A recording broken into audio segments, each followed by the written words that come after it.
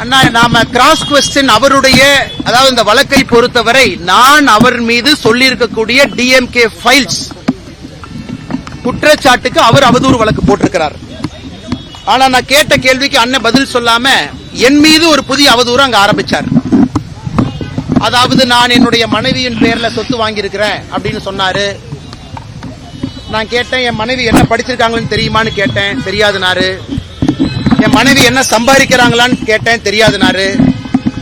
என் மனைவி மல்டிநேஷனல் கம்பெனியில வேலை பார்க்கறாங்களான்னு தெரியுமான்னு கேட்டேன், தெரியாதுனாரு. நாங்கள் வாங்கியிருக்கக்கூடிய சொத்து முழுவதும் வருமான வரித்துறை கட்டி வாங்கப்பட்ட சொத்துன்னு கேட்டேன், தெரியாதுனாரு. பைனான்ஸ்ல கடன் வாங்கி சொத்துக்கு வாங்கியிருக்கோம், டாக்குமெண்ட் பாத்தீங்களான்னு கேட்டேன், தெரியாதுனாரு. என்னுடைய மனைவி நான் வாங்கிய கடன் எல்லாம் சேர்ந்து அந்த சொத்தை வாங்கியிருக்கிறோம், தெரியுமான்னு கேட்டேன், தெரியாதுனாரு.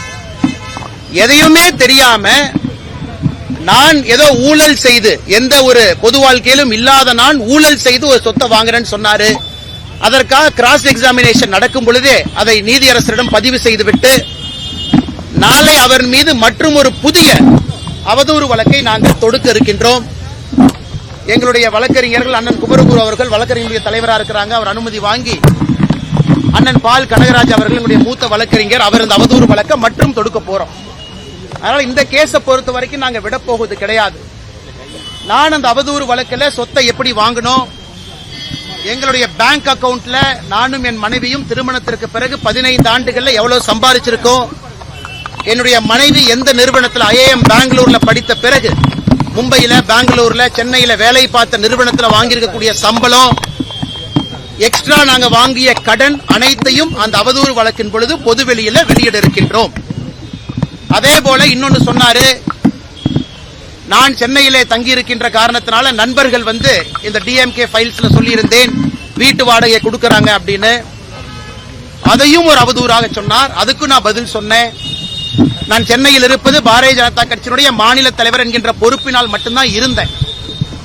எனக்கு சென்னையில பிசினஸ் எதுவும் கிடையாது. கட்சி பொறுப்புக்காக கோயம்புத்தூர், கரூர்ல இருந்து சென்னைக்கு வந்தேன்.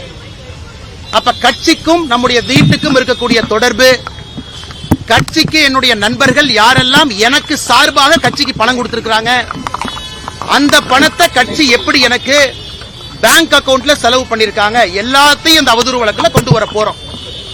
நான் ஜெனரலா யாராச்சும் பேசினா அவதூறு வழக்கெல்லாம் நான் போடவே மாட்டேன். ஆனா இதுல டிஆர் பாலு அவதூறு வழக்கு போட்டதுல நான் இன்னைக்கு ஆஜராகி கேள்வி கேட்கிறப்ப மறுபடியும் தப்பிப்பதற்காக ஒரு புது அவதூறை சொன்னதற்காக அவர் மீது மற்றும் ஒரு அவதூறு வழக்கை தொடுக்க இருக்கின்றோம். அதுல எல்லாம் வெளியே வரட்டும்.